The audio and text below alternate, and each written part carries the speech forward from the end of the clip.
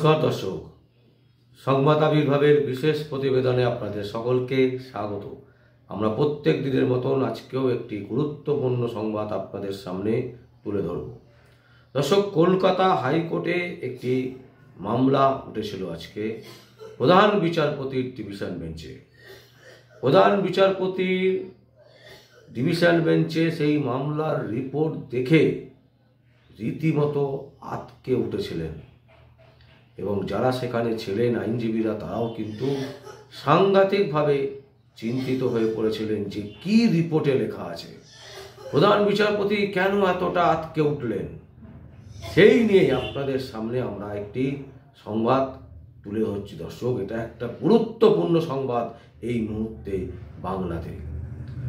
বাংলায় সব কিছু সম্ভব, কোনো কিছু সম্ভব নয় বাংলাতে, এটা হতে পারে না। মাননীয় মুখ্যমন্ত্রী মমতা ব্যানার্জির নেতৃত্বে বাংলায় সব কিছু সম্ভব। কি বলছে রিপোর্টে? বলছে জেলবন্দি মহিলাদের গর্ভবতী হওয়ার বিষয় নিয়ে কার্যত চিন্তিত কলকাতা হাইকোর্টের প্রধান বিচারপতি।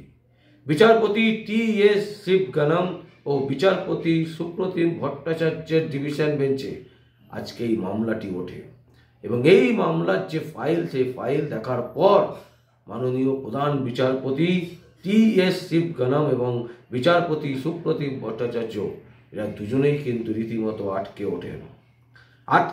এই কারণেই বলা হচ্ছে যে সমস্ত জেলবন্দি মহিলারা আছে পুরো বাংলা জুড়ে প্রায় 196 জন শিশুর জন্ম হয়েছে বিভিন্ন আদালতে। 196 শিশুর জন্ম হয়েছে বিভিন্ন আদালতে। সুপ্রিম কোর্টের অবসরপ্রাপ্ত এক বিচারপতি স্বতঃপ্রণোদিত হয়ে এই মামলাটি করে এবং মামলা করার পর আদালত বান্ধব তাপস ভঞ্জ একটি রিপোর্ট তৈরি করে বিভিন্ন জেলে ঘুরে।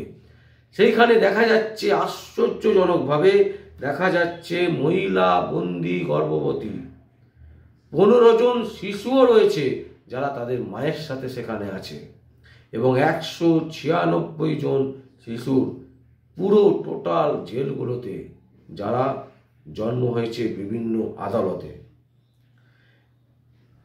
প্রধান বিচারপতি প্রশ্ন তোলেন এই কারণ হচ্ছে গর্ভবতী হলো কি করে জেলের ভেতরে গর্ভবতী হওয়ার সম্ভাবনাটা কেন হলো, কি করে মহিলারা গর্ভবতী হচ্ছেন? তাহলে কি সেখানে প্রেম ঘটিত কোনো ব্যাপার চলছে? প্রেম ঘটিত ব্যাপার হওয়ার পর তারা সহবাস করছেন এবং তারপরেই গর্ভে সন্তান আসছে, এই রকম?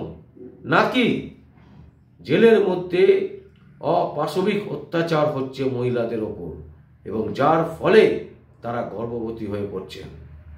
এই দুটো জিনিস কিন্তু আজকে প্রশ্নের সম্মুখীন হয়।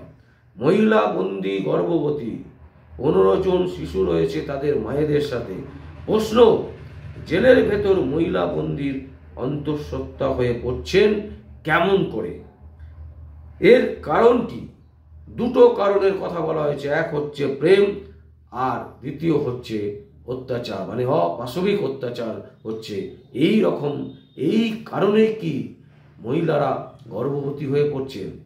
এই ঘটনা কিন্তু পশ্চিমবঙ্গের বিভিন্ন জেলে এই ধরনের ঘটনা ঘটছে এবং এই ঘটনা দেখে রীতিমতো আটকে উঠেছেন প্রধান বিচারপতি ডিভিশন বেঞ্চ। তারা রীতিমতো আটকে উঠেছেন। তারা বলছেন যে কি হচ্ছে। একদম পরিষ্কারভাবে কলকাতা হাইকোর্টের প্রধান বিচারপতি ডিভিশন বেঞ্চ আজকে বলেছেন যে আমাদের দেখতে হবে মহিলারা যাতে সম্পূর্ণ আলাদা থাকে। এই যে জেলের মধ্যে যে সমস্ত বন্দীরা আটকে আছে, যারা পানিশমেন্ট পেয়েছে, যারা জেলের মধ্যে বন্দী, সেই সমস্ত মহিলাদের সাথে কোনো পুরুষ যাতে তাদের কাছে যেতে না পারে তার ব্যবস্থা প্রথম করতে হবে। প্রাথমিকভাবে এই ব্যবস্থা কিন্তু করতে হবে।